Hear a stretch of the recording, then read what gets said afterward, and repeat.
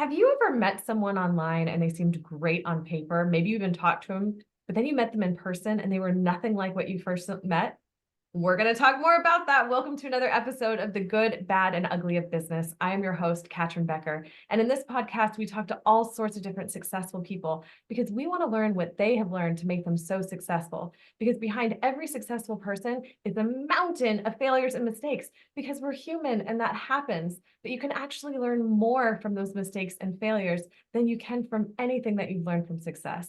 And while a smart person learns from their own mistakes, a genius learns from the mistakes of others. And the listeners of this podcast are all geniuses who want to learn these things so that they can either avoid them completely or they can fail faster through them.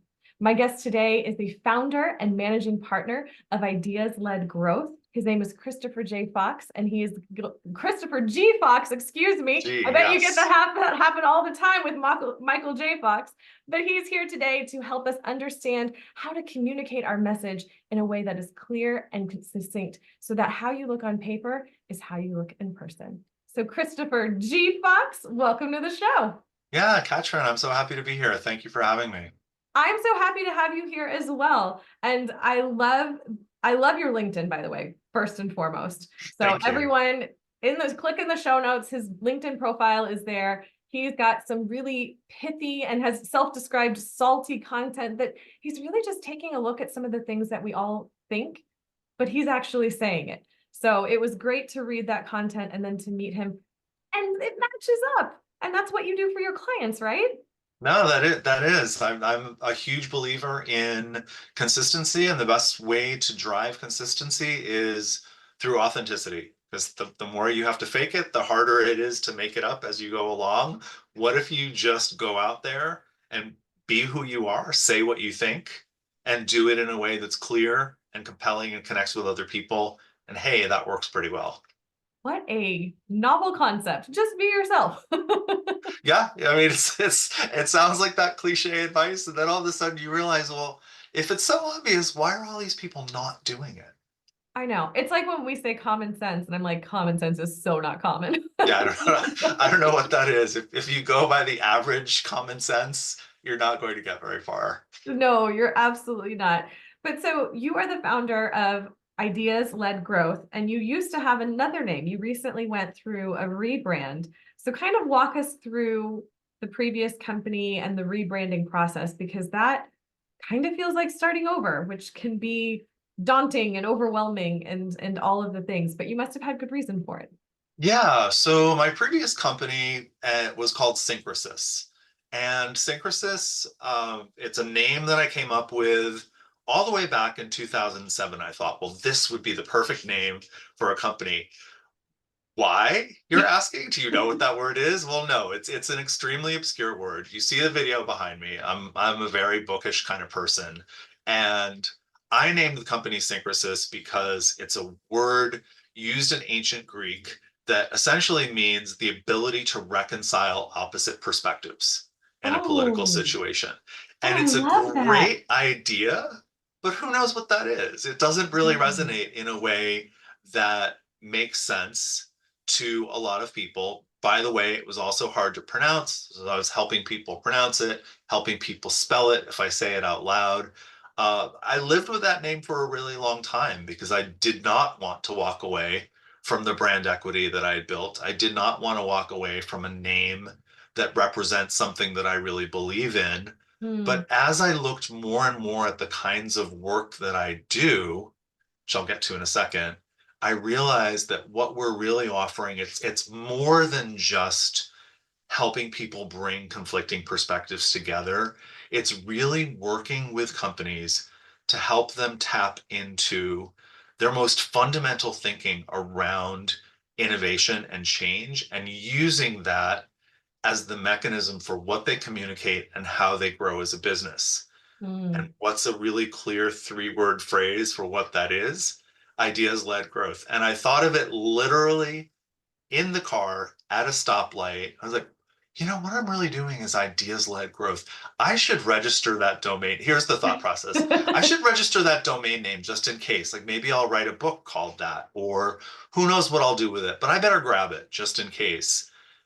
The next reservation was, well, if you do that, people will think it says idea sled, like going on the snow, growth. And the final realization was that's the advantage. That's actually the thing. It's like, come on, get on the idea sled with me. We're going to play around in the snow together.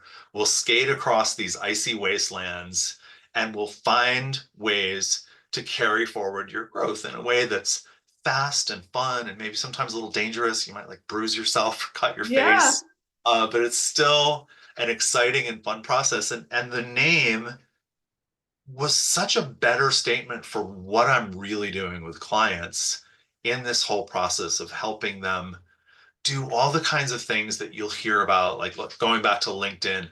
People love to talk about thought leadership on LinkedIn. And Yeah. what I do kind of falls into that category of thought leadership.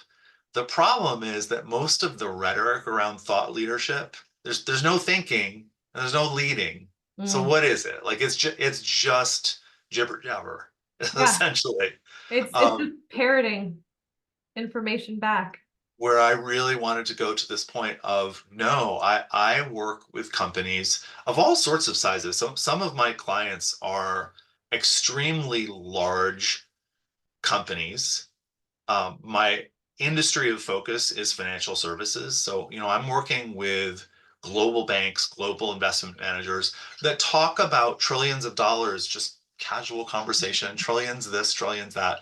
And it's not really a big deal. So I work with companies that are at that size, all the way to startups that are just building an innovative piece of software that helps with some um, sticky challenge in the financial services world.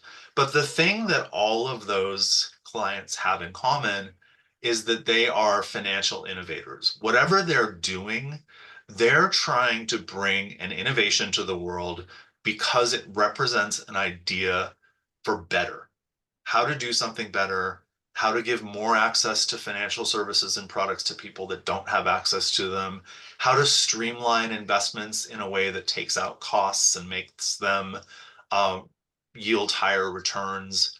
Whatever it might be, it's always the one thing that it always has in common is that it's an idea about better. And the Mm. thing about ideas about better is that you need to be able to advocate for, first of all, what is it?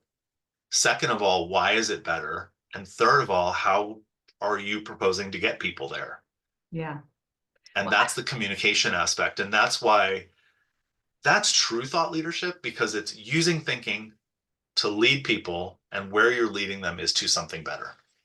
I mean, if you break down thought leadership, that's exactly right. And I love the idea of an idea sled, because how many people have ideas that never ever act on them?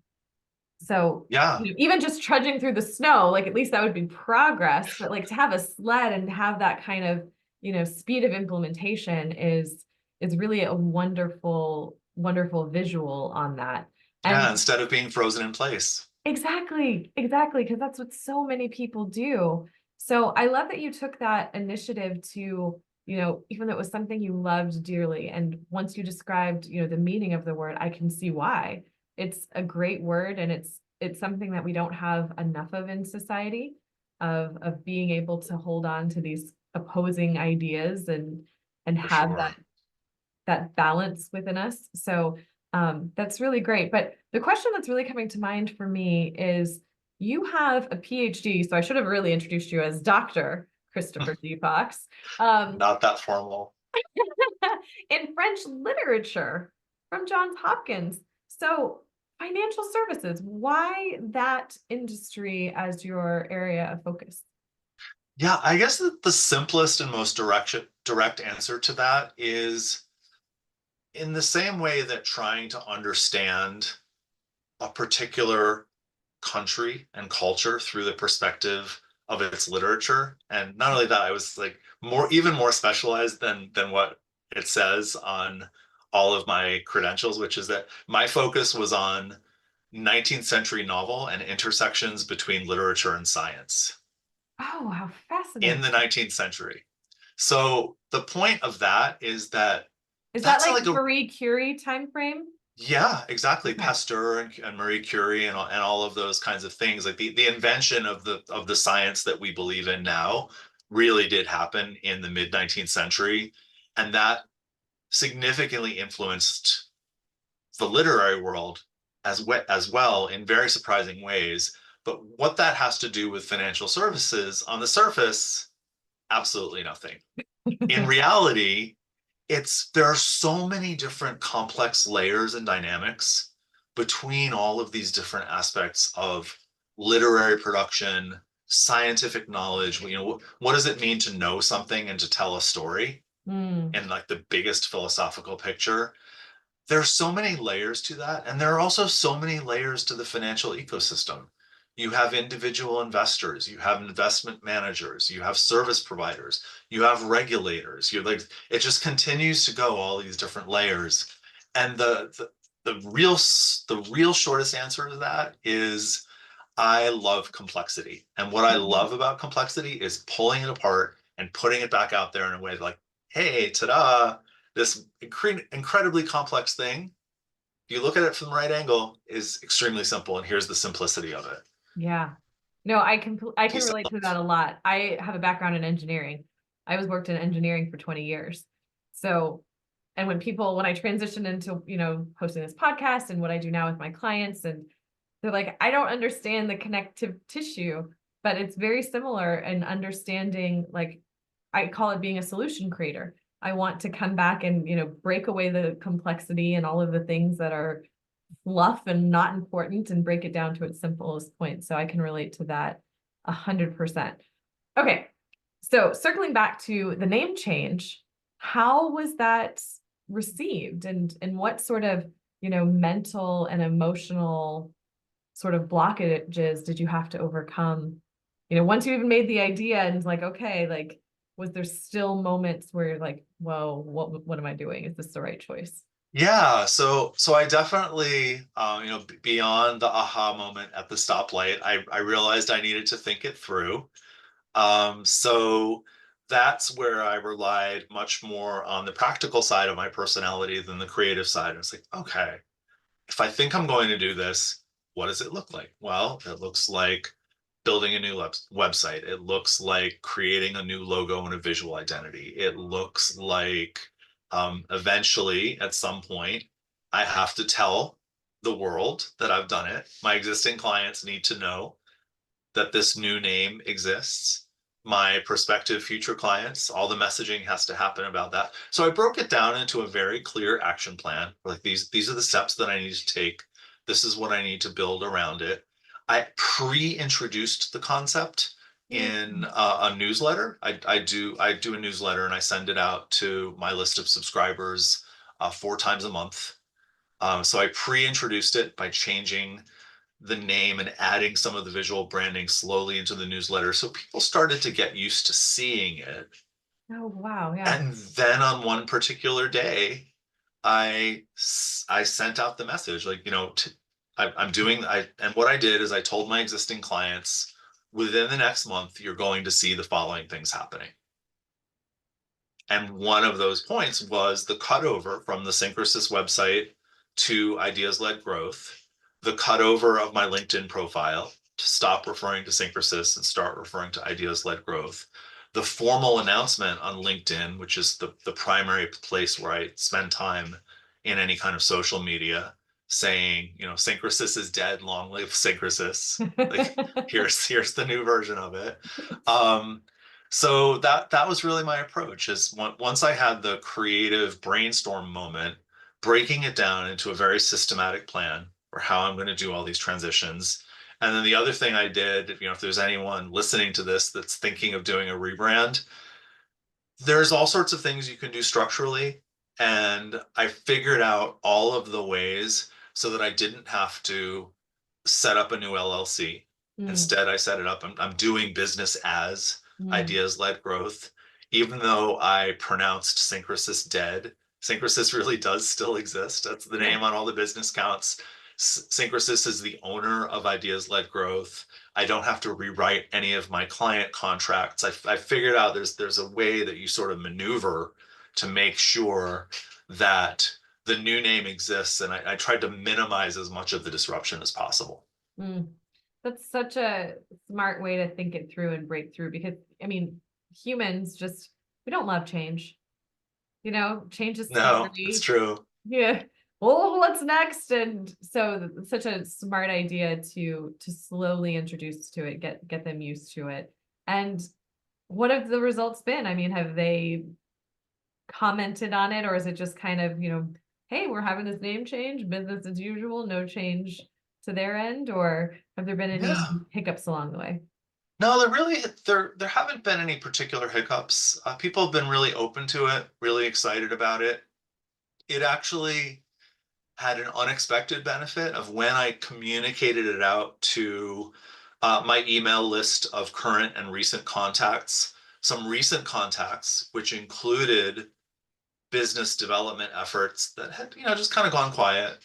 People that seemed interested and sort of went away, came back to the surface. I actually Mm. won a new client relationship just because the communication of the name change was enough to remind them, like, hey, we actually had some very good conversations about a year ago. Let's start talking again because we feel ready.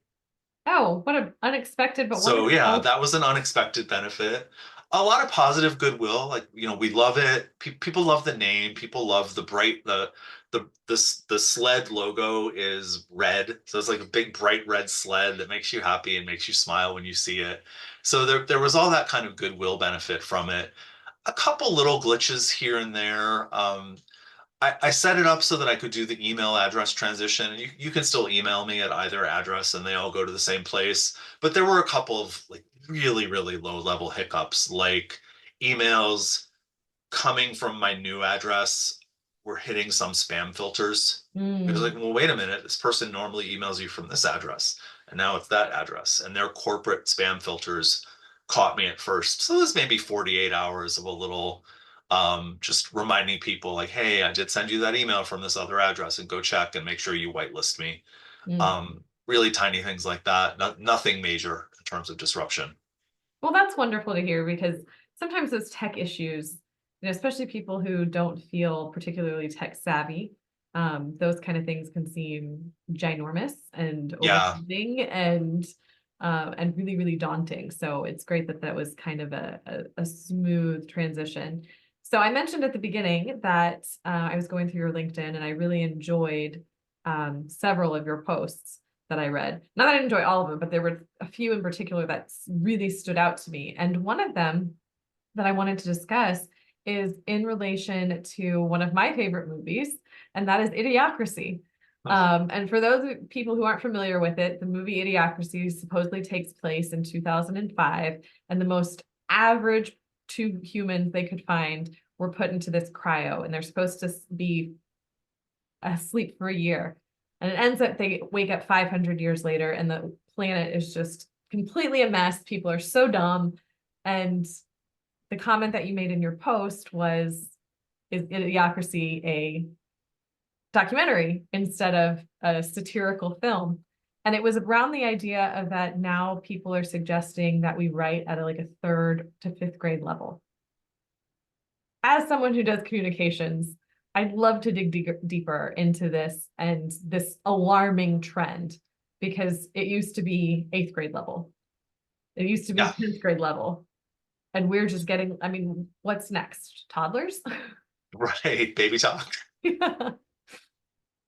Yeah, so I mean, it's an interesting question. There are lots of different aspects to the question that are worth exploring. So the first piece of it is that if you spend a lot of time on LinkedIn and you have any interest in the broader world of content, which is, by the way, a word that drives me insane, but I'm going to call it that for now, the content creators world. It's like this arms race of people escalating more and more outrageous claims about how writing should be. And they come up with these pronouncements about, writing for simplicity, writing for clarity. Like, yeah, no kidding. What else? I'm gonna write something that's unclear on purpose. Like, what are you actually talking about? That doesn't make sense. But that kind of escalation of well, we just really want to focus on simplicity instead of subject matter expertise. And I get the idea. I understand the underlying philosophy and what it's intended to say. But when it's people that are competing for attention and saying, well, no, I'm going to say it's an eighth grade reading level. No, then I'm going to say sixth grade. Then I'll say fifth grade. Like, there's a little bit of a game Mm, into like, well, how shocking can I be? And sure. there's that aspect of it. The problem is that people listen to that stuff. People actually hear someone that they perceive as an expert in content marketing say something like that, and they go off and they try to do it. And so there's that aspect of it, but the other aspect of it is, it's the world of financial innovation that I work in. When you are a service provider writing for an audience of people that are making major directional changes, executive decisions on the basis of or influenced by writing that you're creating, you have a responsibility for taking on those issues in a serious and sophisticated way. It's fine to say that you should be able to explain something extremely complicated about like the global bonds market or hedge funds or very obscure corners of the financial system. It's fine to say that you should be able to explain that to a fifth grader. However, that fifth grader is not the person who is in a decision-making capacity doing things that actually affect how that particular piece of the financial world works. Mm, And so the generic content creator advice doesn't really line up to the reality of what a person who's reading this writing and making decisions on the basis of it actually needs. And mm, that's one of the things that I find so frustrating about the whole dumbing down mentality is that yes, it makes sense that you want things to be quick and easy to consume and clear and all of these very subjective attributes. But what does it really mean for your actual audience? If your audience is a very sophisticated and experienced decision maker on a particular topic, why would you be talking to them in terms of fifth grade or eighth grade or whatever grade level reading yeah. that you want to pretend is now the gold standard? Well, and what's tricky about that too is in the majority of cases, to make something simple is actually very challenging. It's not an easy thing. One of the mentors that I work with, he's a global credibility expert, and he had interviewed over 1,000 thought leaders in their field. And he would ask them, well, what is it that you do? And most people would take like 10 minutes to kind of try to explain all that what they do.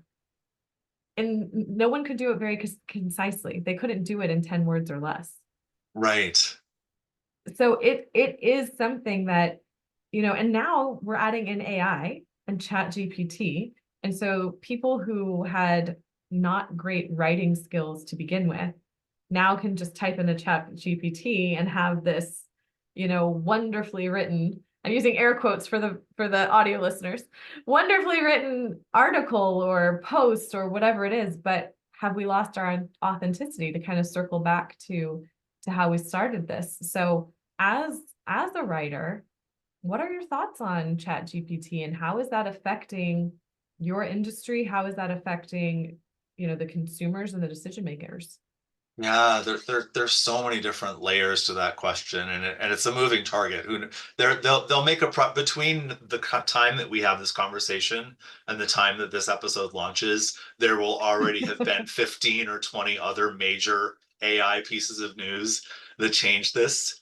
But the things that I think are maybe a little longer lasting around, how can we think of AI as writers and communicators? So a couple things. One is AI is a great tool to get you up to mediocre. If Hmm. you're not yet mediocre and you aspire to being mediocre, AI is great. AI can generate credibly phrased, readable sentences the more you ask it to go, the more repetitive and mangled it gets. Mm. But if you're really looking for something like, I have 3 ideas, I don't know how to get them down into a coherent paragraph, ChatGPT, give it a good prompt.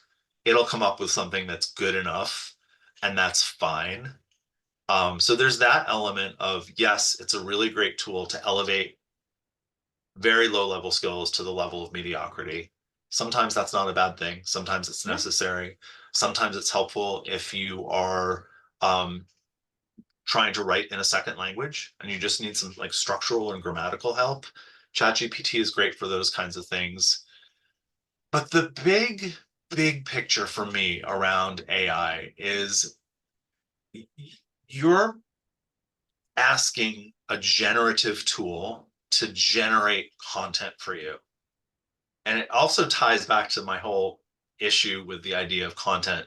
Content and meaning are not the same thing. Mm. When we have a conversation, we are exchanging meaning. You and I, we're doing it right now. You say something, you share a point of view, I respond to it, I share a point of view. Meaning is moving back and forth. It's not content. Content is maybe on the surface what it looks like. And a generative tool could generate something that plausibly looks like meaning. But if it's just coming out of a machine, there's no dialogue, there's no intersubjective sense of meaning being traded between two stakeholders. Mm. And that's the thing that I think will ultimately doesn't mean it will stop AI from progressing, but where we are right now is that we have tools that promise being able to generate near infinite amounts of content. There are no people in the world that want to sit and consume near infinite amounts of content. People are looking, and this is just something I believe in, most people are looking for meaning, and they're looking for meaning that comes from someone.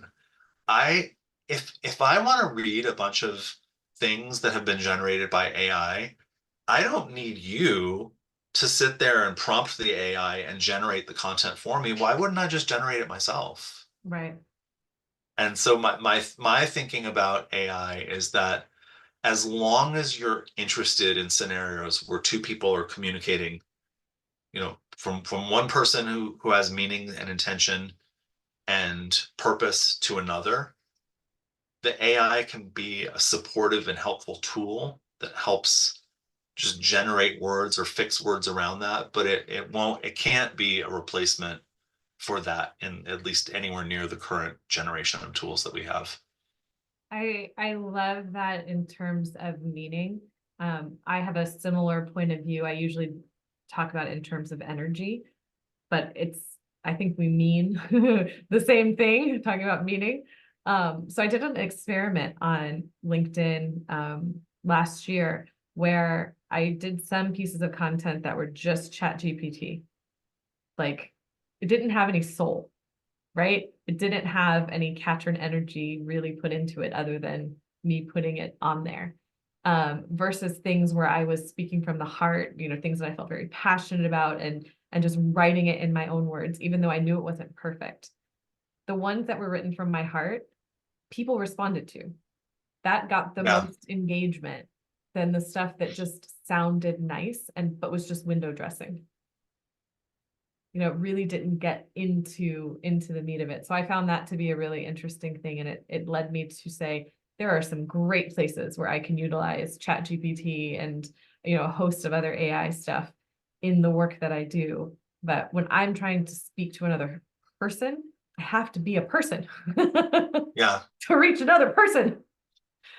AI can't do that quite the same way. No, definitely not. One of my favorite kind of sideways use cases for ChatGPT is that when I'm working with a client that is trying to develop a unique point of view on a particular topic or a particular question, lately I've started using ChatGPT. It's like, well, what answer can you get out of ChatGPT? Because the answer that you get is the mediocre conventional wisdom.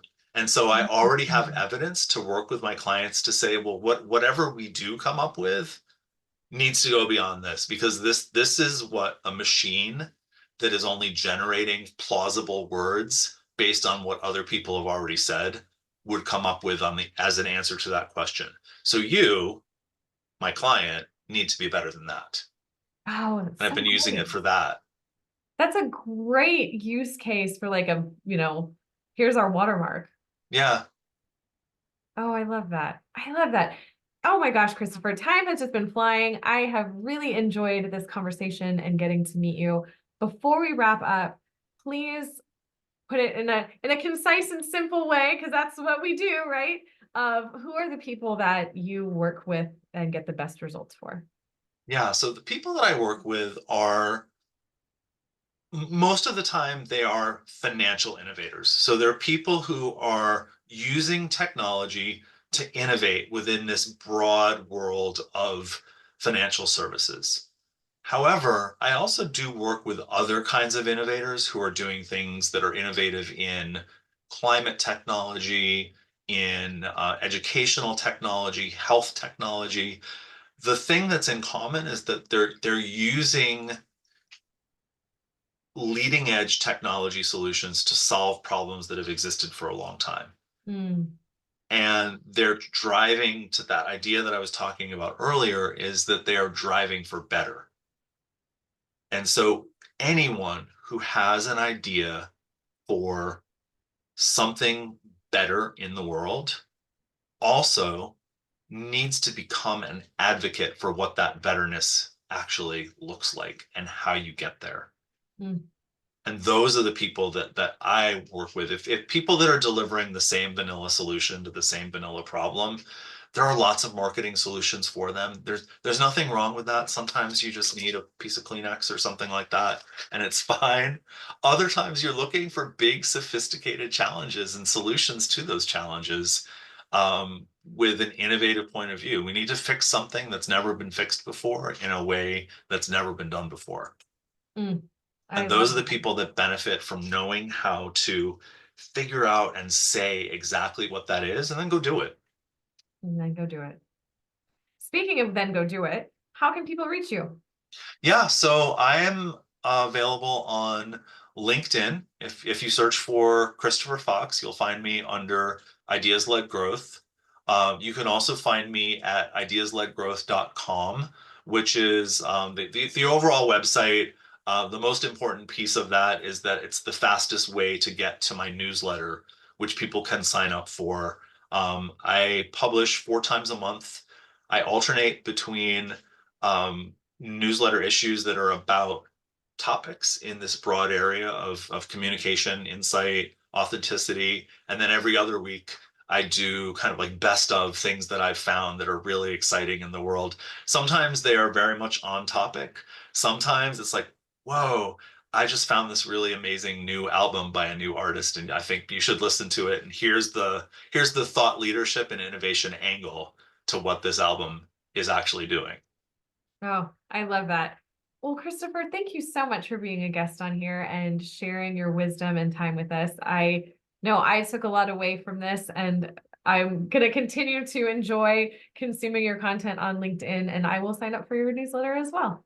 Yeah, thank you. I had an amazing time. I really appreciate being on here and the chance to speak with you and share some of these thoughts. Absolutely. And to the listeners, thank you so much for being here. I know you took a lot out of this as well. Great ideas on how you can be more authentic in your communication and simplistic as well. And if you need help in that area, you know exactly who to reach out to. Christopher Fox. You've gotten to meet him and understand who he is, which is the beautiful benefit of being a listener to this podcast.